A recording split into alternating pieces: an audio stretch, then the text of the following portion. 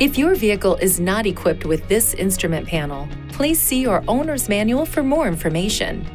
The vehicle information display with digital dashboard displays information such as the tachometer, speedometer, fuel gauge, and more. Use these buttons to access and monitor a wide range of vehicle information, including warnings and safety features.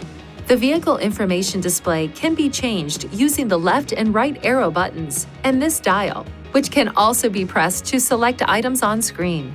Press this button to go back to the previous menu. Some menus may vary based on the equipment installed on your vehicle. This button opens a shortcut menu, which can be used to quickly adjust settings such as audio source, driver assistance, and change meter view. Select Change Meter View to reduce the size of the speedometer and tachometer and prioritize other vehicle information.